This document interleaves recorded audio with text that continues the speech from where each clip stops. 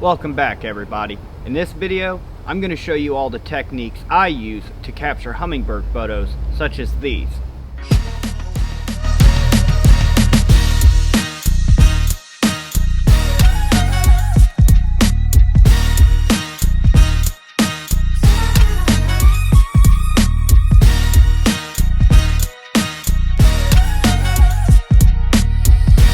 You will need a telephoto lens or a super telephoto lens. You will also need a tripod with a gimbal head. Depending on where you set up, you may also need additional lighting. The trick to photographing hummingbirds is all about timing. These little birds move fast and sporadically. Knowing the times that they're going to show up and the length of time that they're going to be there is going to be the key factor. Since we'll be using a feeder to lure in these hummingbirds, it'll be a whole lot easier to track how often and when is the best time to photograph them. Without further ado, let's look into some of my tricks that I use to photograph them.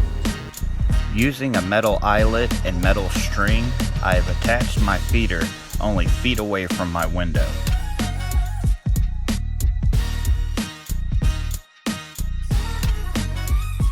Since my feeder is underneath my porch, I utilize two studio lights in order to get the correct lighting that I need to showcase the colors.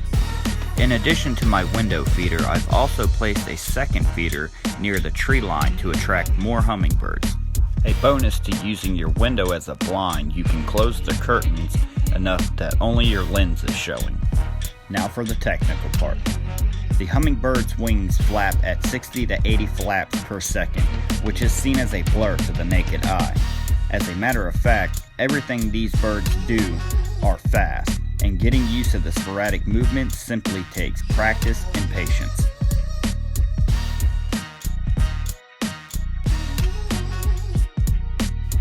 The key to photographing them is getting as close as possible to capturing a frame that freezes the wings in place, and that requires a high shutter speed, usually upwards of 1/3000th of a second, which will require a good deal of lighting.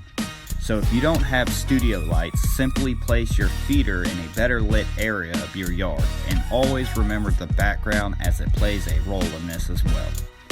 Shooting with an aperture of 7 or higher will allow you to capture full beak to tail detail, so always stay as close to that as possible.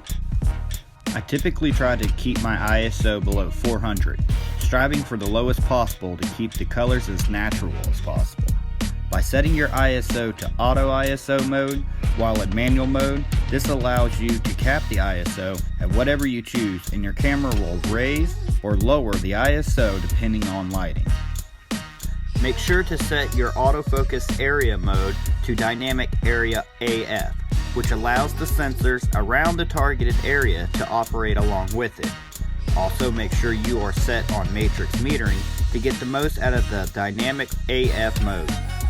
I generally wait for the hummingbird to start backing away from the feeder to start shooting, which you will need to be in continuous H or continuous release mode. This allows you to capture frames continuously without releasing the shutter. This sums up how I capture my hummingbird feeder photos. Stay tuned as part 2 will cover how to capture them in the wild. As a side note, make sure to thoroughly clean your feeder every 2 to 3 days or as needed, depending on the humidity. Doing so will prevent mold growth, which is deadly to them.